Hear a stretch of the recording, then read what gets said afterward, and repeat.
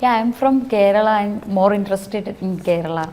You seem to be more focused in Kerala than previous years, and whenever you come to Kerala, you focus on the cooperative sector and the looting of public money.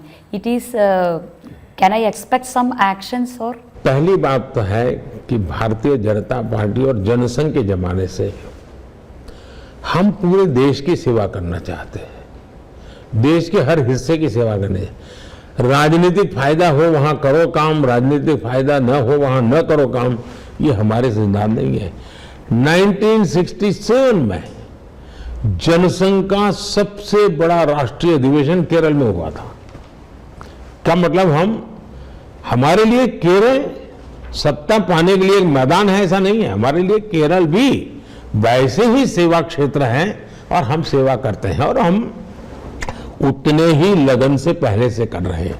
हमारे सैकड़ों कार्यकर्ताओं को गोलियों से भून दिया गया है, पॉलिटिकल मर्डर किए गए हैं, उसके बावजूद भी हम आज भी वहां सेवा, मां भारती की सेवा करने के भाव से कर रहे हैं। और लेफ्ट की कैडर पर अदालतों ने सजाएं फरमाई हमारे लोगों की हत्याओं के खिलाफ, कई लोग उनके जेल में हैं। तो उसके बावजूद क्यों हमारे लिए कच्छ हो या गुवाहाटी, कश्मीर हो या कन्याकुमारी, हमारे देश का हर कोना हमारा है और इसलिए हम करें। दूसरी बात है, आपने देखा होगा त्रिपुरा किसी जमाने में लेफ्ट 3-4 दशक तक उनका था, जैसे बीजेपी आई तो लोगों को पता चला भाई ये तो लूटते थे। त्रिपुरा में बीजेपी इतना अच्छा काम करे लोगों के, और बार बार बीजेपी को अब त्रिपुरा में लोग जिताने लगे हैं। वैसा ही बंगाल, केरल के अंदर इतना भ्रष्टाचार की गंध भरी पड़ी है, लेकिन इकोसिस्टम ऐसी बनाई हुई है कि कोई चीज बाहर आने नहीं देते हैं। और इसलिए इस चुनाव में जब गया, मैं कोऑपरेटिव को लेकर के इसलिए बोला हूं कि ये सामान्य मानवी के साथ बहुत बड़ा क्राइम है, ये इसको माफ नहीं किया जा सकता। गरीब परिवार बैंक में पैसा रखता है ना, तो उसको लगता है चलो ब्याज यहां ज्यादा मिलेगा, तो उसको लगता है कि भाई पैसा रखता हूं तो बेटी बड़ी होगी तो शादी करवा लूंगा, और बड़ी मेहनत से वो कमा करके उसके पैसा रखता है। फिशरमैन के पैसे हैं, किसान के पैसे हैं, मजदूर के पैसे हैं।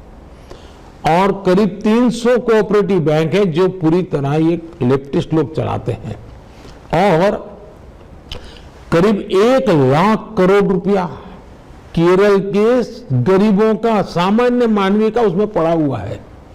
अब आप उसमें देखिए कि इन्होंने क्या किया, उसके संचालन करने वालों ने उनके पैसों की चिंता नहीं की, बड़ी बड़ी प्रॉपर्टी खरीद कर ली।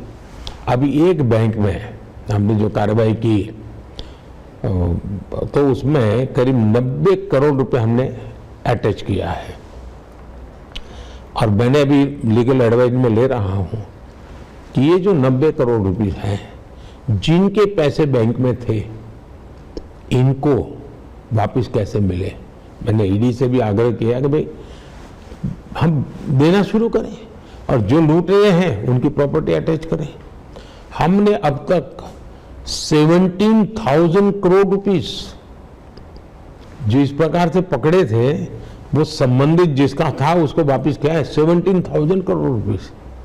और इसलिए मैं केरल में इन 300 बैंक का जो घपला इन्होंने किया है, अरबों खरबों रुपयों की, ये जो 1 लाख करोड़ रुपया, ये छोटी अमाउंट नहीं है, गरीब है, और मैं मानता हूं उसको, मैं गंभीरता से मैंने लिया है।